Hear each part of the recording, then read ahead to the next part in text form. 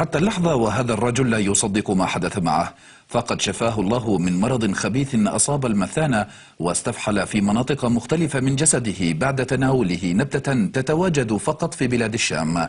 فمحمد قبها مضى من عمره 6 سنوات وهو في حالة صحية سيئة، وما زال يعيش حالة من الصدمة غير مصدق أن النبتة قضت على مرض السرطان. مش مصدق لأنه نسبة الدواء ما فتشتش إنه تكون فعال لهالدرجة، وشايف حالي إنه يعني مثل أي واحد توصف له وصفه بيصدقش إنه مثلا إنه هذا شفاه ربنا من هذا الحكي. الحمد لله تحسنت حالتي وأنا تمام التمام، وبعد الفحوصات فيش ولا أي شيء عندي إطلاقا. في عام 2006 بدأت أعراض المرض بظهور الدم في البول بالإضافة إلى حرقة شديدة الألم، حتى وصل الأمر معه إلى انحصار في البول.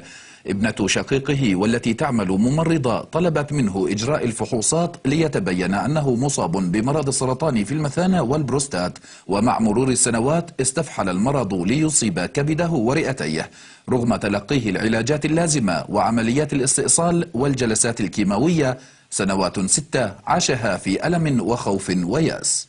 كانت حالته الصحية انه ولا دكتور آمن انه وضعه طبيعي، لانه كان متشرح كله على الكبد وعلى الرئتين وعلى صدره الشمال، وكان طبعا استسلم للمرض هو، وصار عنده ضعف بالوزن وفقدان للشهية، ووضعه كان صعب كثير، يعني انه ما كانش متوقع انه يعيش شهرين. كل الوقت متألم، كل الوقت بتتألم ليل نهار.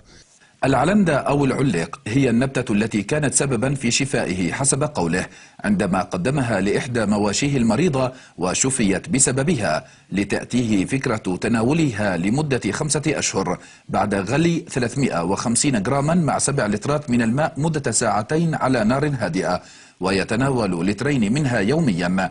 وفي آخر فحص له عند طبيبه تبين أن جسده خال من الكتل السرطانية التي استوطنت جسده طوال السنوات الماضية. صدقا لا، أولها يعني على الوضع وعلى صور طبقية اللي عملها في 27/5/2013، وهسه إنه خالي من أي خلايا سرطانية، وإنه جسمه نهائيا فاضي، والمثانة البولية سليم والبروستات، يعني أمور لا تصدق. الأعشاب بأنواعها معروفة عبر التاريخ الطبي الشعبي، وفلسطين مشهورة عبر الزمان بتنوع الأعشاب فيها، والتي تحتوي على 4 أضعاف ما هو موجود في فرنسا. ولكن الخبراء حذروا من استخدام أي نبتة حتى لو كانت مفيدة لبعض الأشخاص، فربما تكون مضرة مع أشخاص آخرين، مؤكدين على ضرورة إجراء دراسة علمية قبل تناول أي نبتة طبية. مرض السرطان بحد ذاته ويعني مرض بده دراسة عالية جدا، لأنه هو عبارة عن خلايانا ذاتنا، يعني هو مش مرض داخل علي، هو مرض مني أنا. الحكم على هيك حالة لازم يكون عندي شيء اسمه اليوم موثقة علميا، توثيق علمي. هل هو موثق؟ هي قصة. الأعشاب مفيدة، فيها إفادة، ولكن كل الأعشاب فيها نوع من السمية. المشكلة في عنا المواطن إذا بيعرف إنه هاي العشبة مفيدة بصير بده يشرب منها بدل المي، يعني يصير يشرب بكميات كبيرة، ولكن هذا بصير له أثر سلبي أكثر من الإيجابي. ورغم تحذيرات المختصين، إلا أن الغريب في الأمر أن محمد قبها وصف طريقة تناول عشبة العلندة لإحدى قريباته المصابة بمرض اللوكيميا، والتي شفيت منه خلال أشهر قليلة كما يقول. 6 سنوات مضت من حياة محمد قبها كانت صعبة بسبب المرض، وها هو ولد من جديد بعد التقرير الطبي الأخير الذي أفاد أن حالته الصحية جيدة ولا أثر للسرطان في جسده.